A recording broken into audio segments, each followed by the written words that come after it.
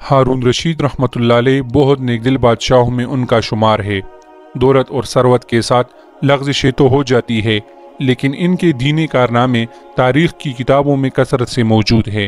بادشاہت کے زمانے میں 100 رکعت نفل روزانہ پڑھنے کا معمول مرتے وقت تک رہا، اور اپنے ذاتی مال سے 1000 درہم روزانہ صدقہ کیا کرتے، 1 سال حج کیا کرتے اور 1 سال جہاد میں شرکت کرتے۔ جس سال خود کو حج کو جاتے، اپنے ساتھ 100 علماء کو ان کے بیٹوں سمیت لے جاتے، اور جس سال خود حج نہ کرتے 300 آدمیوں کو ان کے پورے خرچ اور سامان و لباس وغیرہ کے ساتھ حج کو بھیجا کرتے، جن کو خرچ بھی بہت وضاحت سے دیا جاتا اور لباس بھی عمدہ دیا جاتا۔ علماء کا ان کی مجلس میں بہت اعزاز تھا اور ان سے بہت محبت کرتے تھے۔ ایک مرتبہ ہارون رشید رحمۃ اللہ علیہ حج کو جا رہے تھے۔ راستہ میں کوفہ میں چند روز قیام کیا۔ جب وہاں سے روانگی کا وقت ہوا تو لوگ بادشاہ کی سواری کی سیر کی شوق سے شہر کے باہر جمع ہو گئے۔ بہلول مجنون بھی پہنچ گئے اور راستہ میں ایک کوڑی پر بیٹھ گئے۔ بچے ان کو ہر وقت ستایا ہی کرتے تھے، ڈلے مارتے، مذاق کرتے۔ وہ حسب دستور ان کے گرد جمع ہو گئے۔ جب بادشاہ کی سواری قریب آئی تو بچے سب ادھر ادھر ہو گئے۔ انہوں نے زور سے آواز دے کر کہا کہ اے امیر المومنین، کہ اے امیر المومنین۔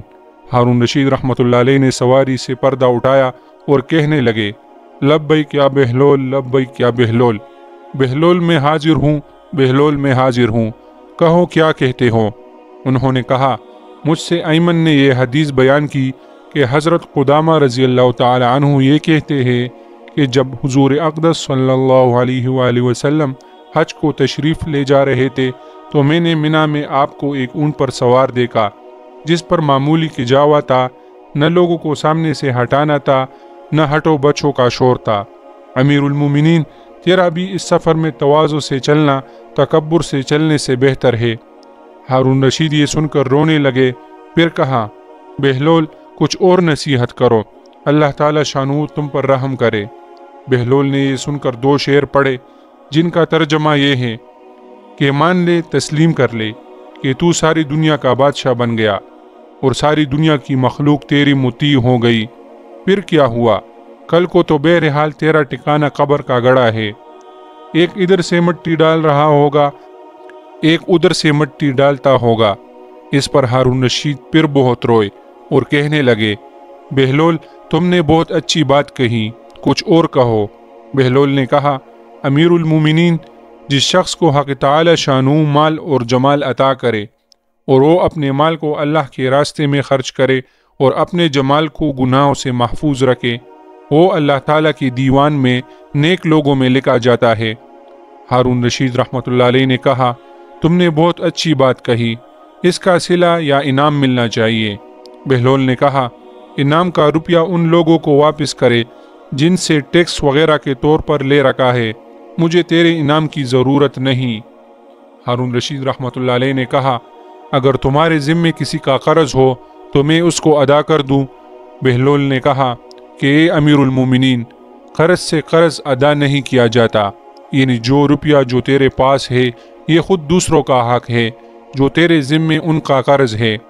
حق والوں کا حق واپس کرو، پہلے اپنا قرض ادا کرو، پھر دوسروں کے قرضے کا پوچھنا۔ ہارون رشید نے کہا، تمہارے لیے کوئی وظیفہ مقرر کرے جس سے تمہارے کھانے کا انتظام کیا جائے۔ بہلول نے کہا کہ میں اور تم دونوں اللہ تعالی شانو کے بندے ہیں، یہ محال ہے کہ وہ تمہاری روزی کا تو فکر رکھے اور میری روزی کا فکر نہ فرمائے۔ اس کے بعد ہارون رشید نے سواری کا پردہ گرایا اور آگے چل دیے۔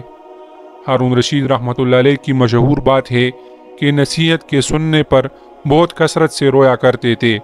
ایک مرتبہ حج کو جا رہے تھے تو سادون مجنون راستے میں سامنے آ گئے اور چند شعر پڑھے، جن کا مطلب یہی تھا کہ مان لو تم ساری دنیا کے بادشاہ بن گئے ہو، لیکن کیا آخرت نہیں آئے گی؟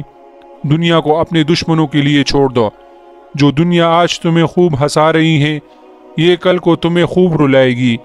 یہ اشعار سن کر ہارون رشید نے ایک چیخ ماری اور بے ہوش ہو کر گر گئے، اور اتنے طویل وقت تک بے ہوشی رہی کہ 3 نمازیں قضا ہو گئی۔ ان کی انگوٹھی کی مہر تھی، العظمت والقدرت للہ، ہر قسم کی بڑائی ہر نوع کی قدرت صرف اللہ جل شانہ کے لیے ہے۔